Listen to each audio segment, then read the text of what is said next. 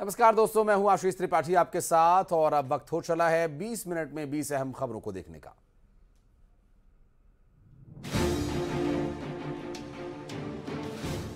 जरा सी हुई लड़ाई ने न जाने कब इतना विकराल रूप ले लिया कि दो दोस्त दुश्मन बन बैठे। ये तस्वीरें इंदौर से है, जहां बातों ही बातों में दो दोस्तों के बीच चाकू चल गया।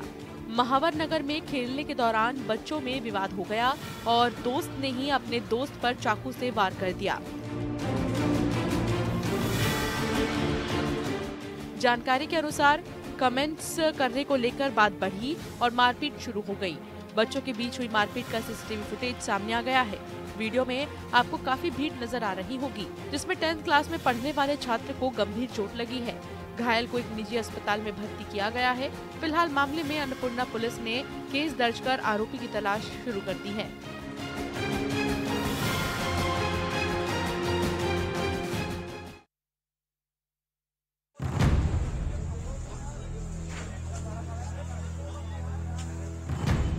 आसमान तक उठ रही आग की ये लपटें और काले धुएं का गुब्बार बयां कर रहा है कि आग कितनी विनाशकारी है।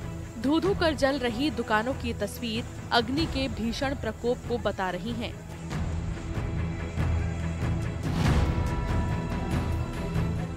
ये तस्वीरें छिंदवाड़ा से देखने को मिली हैं, जहां अचानक जुन्नारदेव के बाजार में भीषण आग लग गई।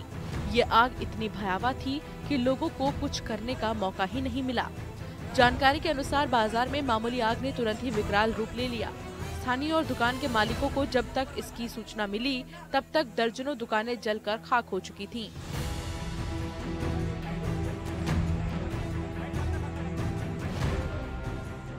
जिन दुकानों में नुकसान हुआ है वो कपड़े और जनरल स्टोर के बताए जा रहे हैं।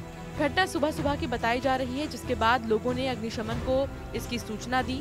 फायर ब्रिगेड की गाड़ियां मौके पर पहुंची और आग को बुझा दिया गया।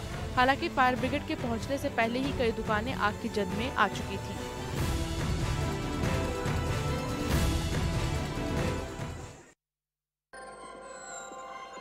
इन्हें ना किसी से डर है और ना ही अपनी परवाह। दिन हो या रात, इन्हें बस एक ही चीज की तड़प रहती है, वो है नशा। जी हाँ, ये तस्वीरें बता रही हैं कि एक बार जब नशा चढ़ जाए तो इंसान किसी का भी नहीं रहता। अपना आपा खोने के साथ ही वो इंसान के भेष में जानवर का रूप ले लेता है। रायपुर में भी बदमाशों और नशा करने वालों के हौसले कुछ इसी तरह से बुलंद हैं। जोरापुरा डीडी नगर में बदमाश का मारपीट और तोड़फोड़ करते एक वीडियो सामने आया है।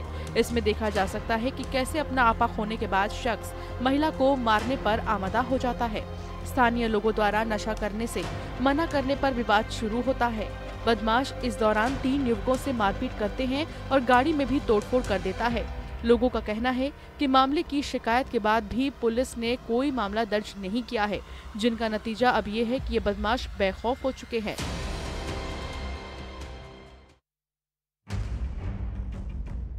न घना अंधेरा था और न ही कोई अंधा मोड़, पर फिर भी एक तेज रफ्तार ट्रक ने एक ट्रॉली को जोरदार टक्कर मार दी। आपको सागर की तस्वीरें दिखा रही हैं, जहां केसली तिराहा पर सड़क हादसा हुआ। यहां एक तेज रफ्तार ट्रक ने अनाज से भरी हुई ट्रैक्टर ट्रॉली को टक्कर मार दी। टक्कर इतनी जोरदार थी कि मौके पर ट्रॉली को संभालने का समय ही नहीं मिला और वो पलट गई। ये पूरी घटना सीसीटीवी कैमरे में कैद हो गई। केसली की तरफ से किसान ट्रॉली में अनाज भर कर जा रहे थे। ट्रैक्टर ट्रॉली जब केसली तिराहा पर पहुंची, तभी नरसिंहपुर से तेज रफ्तार आ रहे ट्रक ने न आव देखा न ताव और ट्रॉली को टक्कर मार दी। ट्रॉली अनाज सहित पलट गई। वहीं ट्रैक्टर का ड्राइवर किसान सकुशल बाहर निकल आया। ट्रॉली में रखी हुई अनाज की बोरियां भी सड़क पर बिखर गईं। यह हादसा आसपास की दुकानों में लगे सीसीटीवी कैमरे में कैद हो गया। वहीं सूचना मिलते ही पुलिस मौके पर पहुंची और मामले की जांच शुरू की। रात के अंधेरे का फायदा उठाकर ये चोर विधायक निवास के पास स्थित मार्केटिंग सोसाइटी जौरा के अध्यक्ष के मकान से 4 मवेशियों को ले उड़ा। सुबह के वक्त परिजन भैंसों को चारा डालने के लिए जागे तो वहां भैंस मिली ही नहीं, जिसके बाद सीसीटीवी कैमरे में देखा तो 3 चोर भैंसों को ले जाते हुए नजर आए। आपको बता दें कि एमएस रोड रजौधा हाउस निवासी के घर में 2 भैंस और उसके बछड़े पड़िया से बंधे हुए थे। देर रात करीब चोर इन भैंसों को पड़िया सहित चोरी कर ले गए। सुबह होने पर भैंसों के मालिक को चोरी के बारे में पता चला। जिस पर सीसीटीवी फुटेज खंगाला गया तो उसमें 3 शख्स भैंसों को हाँक कर ले जाते हुए दिखाई दे रहे हैं। इलाके में लगे सभी सीसीटीवी में ये दिखाई दिए, जिस ओर ये चोर भैंसों को ले गए उसी ओर सभी लोग दौड़े। सुबह 10 बजे के करीब बिचपई के बीहड़ में ये भैंसें एक पेड़ से बंधी हुई मिली। संभावना ये जताई जा रही है कि चोर इन्हें फिर आगे बढ़ाना या कहीं भेजना चाह रहे थे। हालांकि वो इसमें सफल नहीं हो पाए। मामले में पुलिस को सूचना दे दी गई है, जिसके बाद पुलिस ने चोरों की तलाश शुरू कर दी है।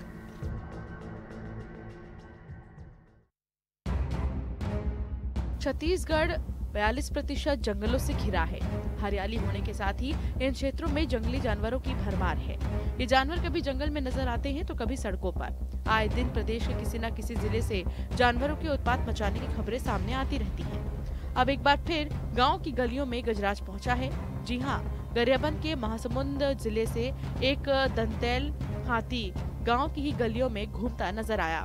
फिलहाल हाथी ने कोई हानि नहीं पहुंचाई है, पर लोगों में हाथी को देखकर दहशत का माहौल है। इधर वन विभाग का कहना है कि हमारी नजर हाथी पर लगातार बनी हुई है। हमने तरजुंगा, बनगवा, सरकड़ा सहित 20 गांवों में अलर्ट जारी कर दिया है। फिलहाल हाथी फिंगेश्वर शहर से करीब 7 किलोमीटर दूर है, जो खुर्सा की ओर बढ़ रहा है। गांव के लोगों से हाथी से दूरी बनाए रखने की अपील की गई है। साथ ही काम होने पर घर से बाहर निकलने को कहा गया है।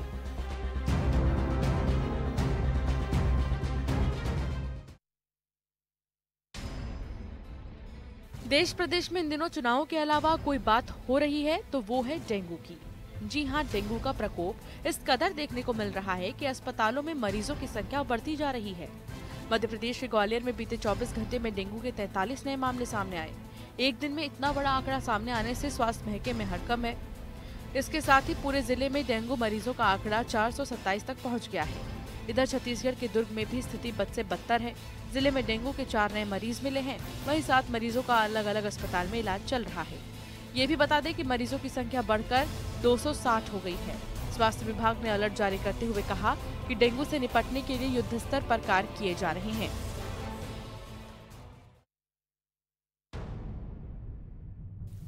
क्या आप भी 1 से 2 दिनों में छत्तीसगढ़ से बाहर कहीं जाने वाले हैं?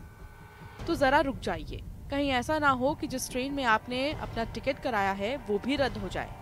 जी हाँ, एक बार फिर रेलों की रफ्तार पर ब्रेक लग गया है। इस बार राजधानी रायपुर से जाने वाली 25 ट्रेनें रद्द कर दी गई हैं। दरअसल नागपुर मंडल के अंतर्गत आने वाले आमगांव रेलवे स्टेशन को तीसरी लाइन से जोड़ने का काम चल रहा है, जिसके चलते ट्रेनों को रद्द किया गया है।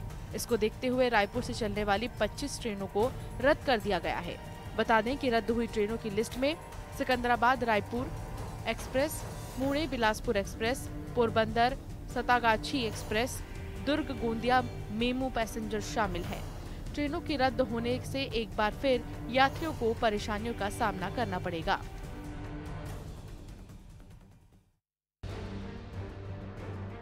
$212 भारतीयों को लेकर इजराइल से एयर इंडिया की फ्लाइट 1140 दिल्ली एयरपोर्ट पर 5:54 पर लैंड हुई।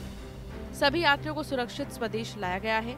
सरकार की तरफ से ऑपरेशन अजय चलाया जा रहा है, जिसके जरिए इजराइल से भारतीयों की वापसी हो रही है। इजराइल में फंसे भारतीयों को वापस लाने के लिए मोदी सरकार ने ऑपरेशन अजय लॉन्च किया है। वहीं टीकमगढ़ की बेटी स्वाति, जो इजराइल में पढ़ रही थी, उसे सुरक्षित लाने के लिए उसके पिता ने प्रधानमंत्री नरेंद्र मोदी से गुहार लगाई है। 30 अक्टूबर को स्वाति का वीजा भी समाप्त हो रहा है। टीकमगढ़ जिले की सुप्रसिद्ध धार्मिक स्थल कुंडेश्वर धाम के रहने वाले स्वाति का MSc एग्रीकल्चर में वर्ष 2020 में इजराइल में चयन हुआ था और वो पढ़ाई खत्म कर लौटने ही वाली थी कि लड़ाई शुरू हो गई। अब स्वाति को आस है कि जल्द से जल्द भारत सरकार उसे अपने घर पहुंचाए।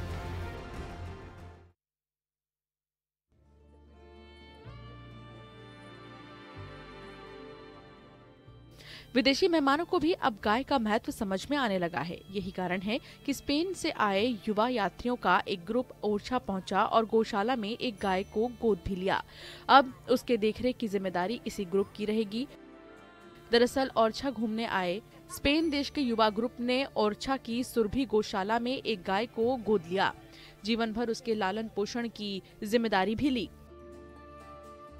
विदेशी ग्रुप ने गाय का नाम रखा पास्कू। उन्होंने बताया कि जिस तरह भारत में अमूल मिल्क प्रोडक्ट का एक ब्रांड है, उसी तरह स्पेन में भी पास्कू भी वहाँ के मिल्क प्रोडक्ट का ब्रांड है। इसी वजह से इस गाय का नाम भी पास्कू रखा।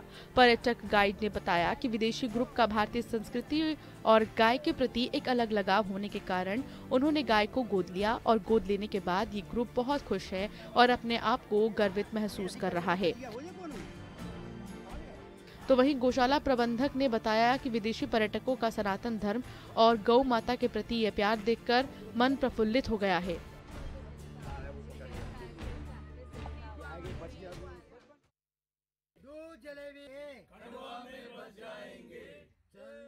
भारतीय सिनेमा के मशहूर गायक किशोर कुमार जी की पुण्यतिथि पर देश भर में उन्हें याद किया जा रहा है।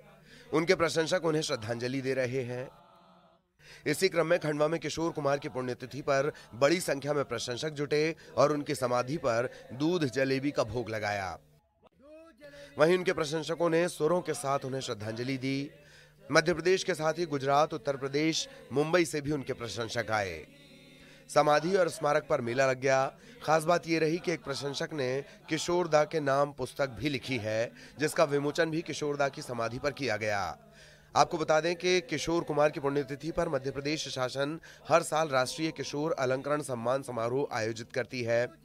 इस बार राष्ट्रीय किशोर कुमार सम्मान जाने माने एक्टर धर्मेंद्र को दिया जाने वाला था, लेकिन चुनावी आचार संहिता के कारण खंडवा में होने वाला ये सम्मान समारोह स्थगित कर दिया गया।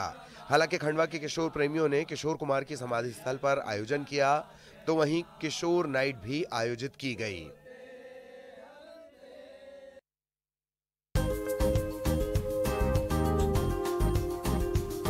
हर दिन के साथ ही टेक्नोलॉजी के क्षेत्र में लगातार बढ़ोतरी हो रही है और देखा जाए तो हर दिन कोई ना कोई नया ऐप लॉन्च होता ही रहता है। इस टेक्नोलॉजी से अब आम लोगों को काफी फायदा होने की उम्मीद है। वैसे तो जनता की सुरक्षा और मदद के लिए ढेर सारे ऐप्स हैं ही, अब एक नया ऐप लोगों को आने वाली परेशानियों से बचा रहा है। हम बात कर रहे हैं रेड अलर्ट मोबाइल ऐप के बारे में। ये ऐप आजकल लोगों के लिए किसी वरदान से कम नहीं। इजराइल में युद्ध जैसे हालात के बीच रेड अलर्ट मोबाइल ऐप लोगों के लिए मददगार साबित हो रहा है। इस मोबाइल एप्लीकेशन की मदद से इजराइल के किस इलाके में कितने बजे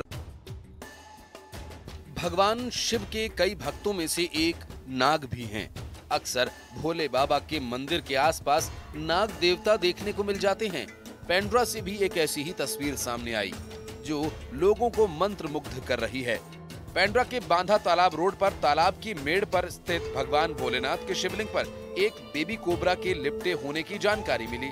सूचना पर मौके पर पहुंचे स्नेकमैन द्वारा बनाया गया दुर्लभ नजारे का वीडियो सोशल मीडिया पर जमकर वायरल हो रहा है। वीडियो में आप देख सकते हैं कि भगवान शंकर के शिवलिंग पर एक सांप फन फैलाए शिवलिंग को लपेटे हुए बैठा है। ये दुर्लभ नजारा देखकर काफी संख्या में आसपास लोग यहाँ पहुँचने लगे, जिसके बाद स्नेकमैन ने उस बेबी कोबरा को वहां से रेस्क्यू कर सुरक्षित स्थान पर छोड़ा। अब ये बेबी कोबरा का शिवलिंग में लिपटे होने का वीडियो सोशल मीडिया पर काफी वायरल हो रहा है।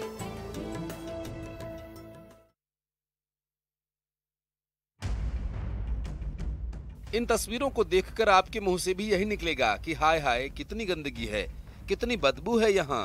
पर ये आलम शहर के किसी एक चौक का नहीं, बल्कि हर सड़क पर आपको ऐसे ही गंदगी दिख जाएगी। मुरैना से देखने को मिली ये तस्वीरें बता रही हैं कि नगर निगम और सफाई कर्मचारियों के बीच टकराव अब आम लोगों के लिए मुसीबत बनता जा रहा है।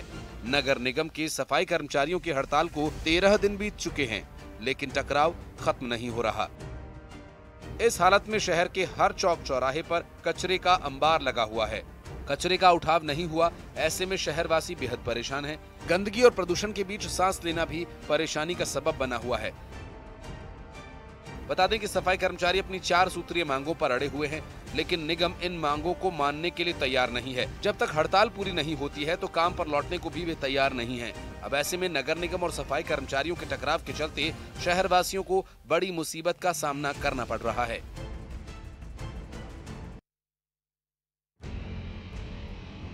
कोरबा जिले में लगातार सांप निकलने की घटनाएं आम हैं। जिले के ग्रामीण और शहरी इलाकों से लगातार सांप निकलने की जानकारी सामने आते रहती है। ऐसा ही ताजा मामला शहर से लगे दादर खुर्द में देखने को मिला। बाड़ी में काम कर रहे एक शख्स को अचानक एक किनारे कुछ छटपटाता हुआ दिखाई दिया। फिर जब पास जाकर देखा तो तकरीबन 7 फीट लंबा धामन सांप जाल में फंसा हुआ दिखाई दिया। उसे देखकर पास जाने की हिम्मत नहीं हुई। फिर उसकी जान बचाने के उद्देश्य से इसकी जानकारी वाइल्ड लाइफ रेस्क्यू टीम को दी गई। लोगों की मदद के साथ बड़ी सावधानी से ब्लेड से एक एक कर जाल को काटा गया। 1 घंटे की कड़ी मेहनत से आखिरकार सांप को आजाद कराने में कामयाबी मिली। फिर उसे वहीं बाड़ी में छोड़ दिया गया। तब जाकर सभी ने राहत भरी सांस ली। प्रत्यक्षदर्शी ने बताया कि वाइल्ड लाइफ रेस्क्यू टीम के लोगों के साथ वन्य जीव को बचाने के लिए हर वक्त तत्पर रहते हैं। स्नैक कैचर और उनकी टीम की मदद से सांप को जाल से आजाद किया गया।